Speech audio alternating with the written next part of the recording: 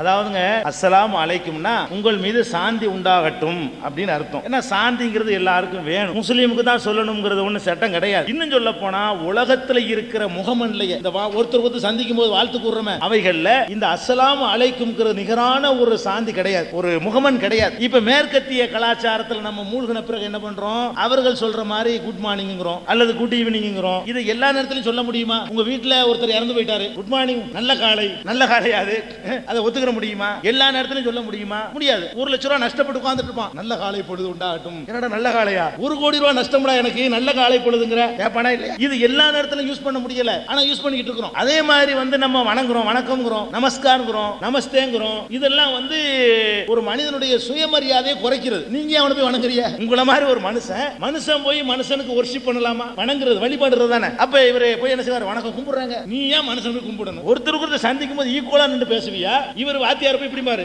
வாத்தியார் திருப்பி கும்பிட மாட்டாரு. அப்படி பாரு, போலீஸ்காரரு இன்ஸ்பெக்டர் போய் கும்பிடுறேன் பாரு, வணக்கம் சொல்லுவாரு, அவர் தலையாட்டி ஏத்துக்குவார். ஈக்குவாலிட்டி அங்க இல்ல, சமத்துவம் இல்ல. இந்த அஸ்ஸலாமு அலைக்கும் இருக்கு பாருங்க, அது என்ன இளவு வீடு இருக்குது, உங்கள் மீது சாந்தி உண்டாகட்டும். சாந்தி தானே வேணும் அவனுக்கு. கல்யாண வீடு, சாந்தி உண்டாகட்டும். நஷ்டப்பட்டு போச்சு, சாந்தி உண்டாகட்டும். லாபம் கிடைச்சு போச்சு, சாந்தி உண்டாகட்டும். எல்லாத்துக்கும் தனியா ஆம்பளை பொம்பளைக்கு சொல்லலாம், பொம்பளை ஆம்பளைக்கு சொல்லலாம், அண்ணன் தம்பிக்கு சொல்லலாம், தம்பி அண்ணனுக்கு சொல்லலாம், வாத்தியார் மாணவனுக்கு சொல்லலாம், மாணவன் வாத்தியாருக்கு சொல்லலாம், தலைவர் தொண்டருக்கு சொல்லலாம், தொண்டர் தலைவருக்கு சொல்லலாம், ராத்திரில சொல்லலாம், பகல்ல சொல்லலாம், எப்பவும் சொல்லலாம். ஒருத்தருக்கு சாந்தி வேண்டும். அப்படிங்கிற அடிப்படையில் இந்த அஸ்ஸலாமு அலைக்கும் என்பது ஒரு அற்புதமான வார்த்தை. அஸ்ஸலாமு அலைக்கும்னா உங்கள் மீது சாந்தி உண்டாகட்டும். திருப்பி அவர் என்ன சொல்லணும்? அலைக்கும் மாத்தி போட்டுக்கணும். அலைக்கும் அஸ்ஸலாம், உங்கள் மீது உண்டாகட்டும், சாந்தி உண்டாகட்டும். திருப்பி சமமா சொல்றாரு. இப்ப நான் உங்களை மட்டும் வச்சுக்கிட்டு சொல்லல, முஸ்லிம்களை வச்சுக்கிட்டு தான் சொல்றேன். அவர்கள் கடைபிடிச்சுக்குவாங்க, தெரியாம அப்படி செய்யறாங்க. அதாவதுங்க நபிகள் நாயகம் ஒரு தடவை சொன்னாங்க, அதை எங்க சமுதாயத்தில் உள்ள சில பேர் தப்பா புரிஞ்சுக்கிட்டாங்க. என்ன சொன்னாங்கன்னா, நபிகள் நாயகம் காலத்துல மதீனாவுல வாழும் பொழுது முஸ்லிம்களும் யூதர்களும் தான் இருந்தாங்க. யூதர்கள் என்ன பண்ணுவாங்கன்னா, நபிகள் நாயகத்தை பார்க்கும் பொழுது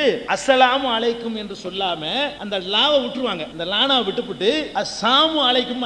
சாமு என்றால் சாவுன்னு அர்த்தம், மரணம். இவங்க நபிகள் நாயகத்தை கிண்டல் பண்றதுக்காக அஸ்ஸாமு அலைக்கும் சொல்லுவாங்க. அப்ப நபிகள் நாயகம் சொன்னாங்க, அவன் அஸ்ஸாமு அலைக்கும் சொன்னா அலைக்கும் ஸலாம்னு முழுசா சொல்லாத, அலைக்கும் மட்டும் சொல்லு. அலைக்கும்னா அர்த்தம் உனக்கும் அதே மாதிரி ஆகட்டும் அப்படின்னு சொல்லுங்க.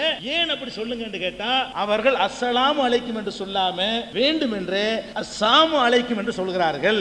இது நபிகள் நாயகம் சொன்னது. எதுக்கு சொல்ல வேணாம் நாங்க விளங்கி போச்சா? ஒழுங்கா சொல்ற ஆளுக்கு சொல்லல, வேணும்னு நபிகள் நாயகத்தை ஒரு கிண்டல் பண்றதுக்காக வேண்டி சொன்னவர்களுக்காக நீங்கள் சொல்லாதீர்கள் சொன்னாங்களே தவிர மற்ற ஒழுங்கா அஸ்ஸலாமு அலைக்கும் சொல்றவங்களுக்கு சொல்லல. நான் உங்களுக்கு ஆண்டவன் அஸ்ஸலாமு அலைக்கும்ங்கறேன்னு வைங்களேன், இவன் என்னடா இவன் நம்ம போய் அஸ்ஸலாமு அலைக்கும்ங்கறான் அப்படி நீங்க நினைச்சிட கூடாதுங்கறதுக்காக நான் தவிர்க்கலாம். நீங்க அஸ்ஸலாமு அலைக்கும் சொல்லிட்டீங்கன்னா நான் அலைக்கும் ஸலாம் சொல்லணுமா இல்லையா? சொல்லத்தான் வேணும். யார் அதை ஏத்துக்குவாங்களோ அவர்கள்ட்ட சொல்லலாம். அதான்